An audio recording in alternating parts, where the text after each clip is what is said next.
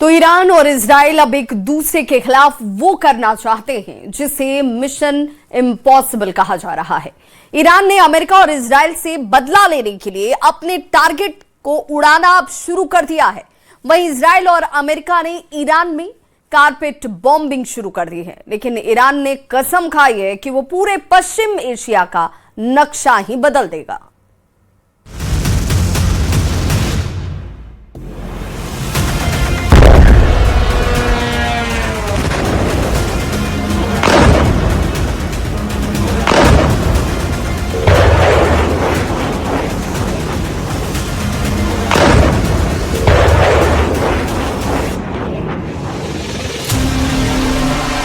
अरब से अमेरिका का सफाया, तीसरे दिन ईरान का तूफानी हमला।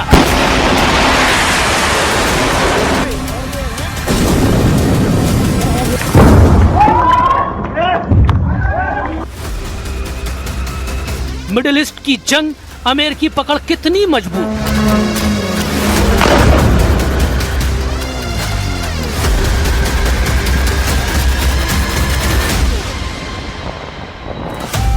सीधे जंग में उतरा ईरान, अब मैदान बराबर होगा।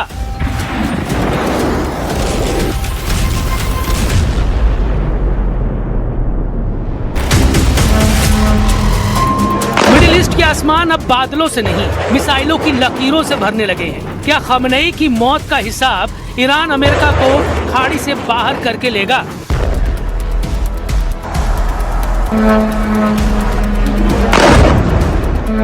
दुबई और अबू धाबी, जहां कभी कारोबार की रोशनी थी, अब एयर डिफेंस की चमक दिखाई दे रही है।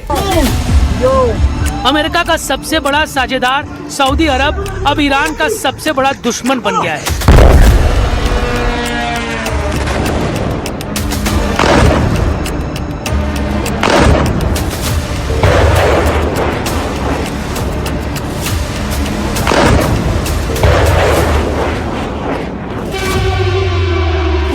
बहरीन, कतर, जहां अमेरिकी कमांडरों की गश्त थी, वहां हर मिसाइलों पर वॉशिंगटन के नाम एक खुली चेतावनी है। ओमान, जो अक्सर जंग को शांत करने में यकीन रखता था, वो भी जंग की लपटों से धधक रहा है।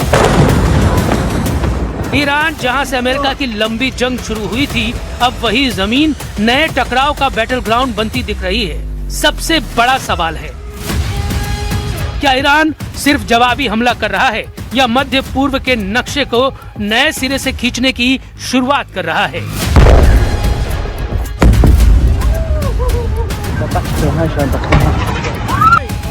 अमेरिका और इजराइल से जंग का तीसरा दिन है, लेकिन लड़ाका फोर्स के तूफानी हमले थमते नहीं दिख रहे।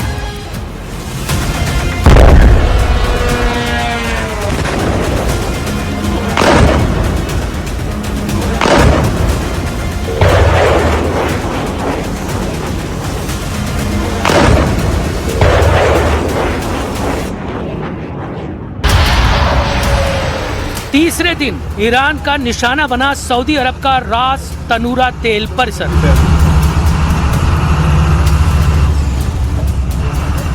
लंबी दूरी से भेजे गए ड्रोन खाड़ी तट की ओर बढ़े। सऊदी अरब के एयर डिफेंस ने 2 ड्रोन इंटरसेप्ट की, लेकिन गिरते मलबे से रिफाइनरी परिसर में आग लग गई।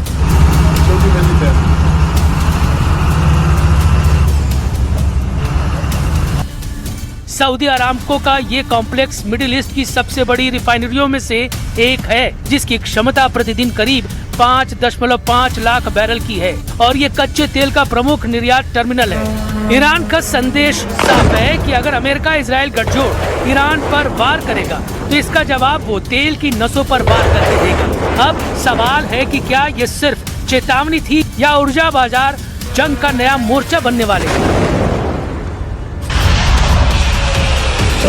ईरान से उठी चिंगारी ने कतर को भी झकझोर दिया।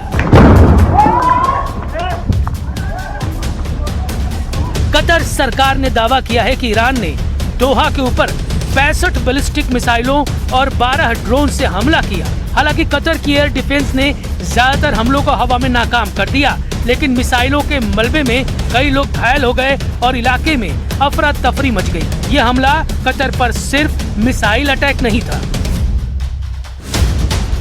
बल्कि टारगेट पर थे अमेरिकी ठिकाने जहां अमेरिका का मध्य पूर्व ऑपरेशन चलता है और इसकी वजह से कतर का एयरपोर्ट भी निशाने पर आ गया, जिसके बाद एयर ट्रैफिक रुक गया और हवाई सेवा बाधित हो गई।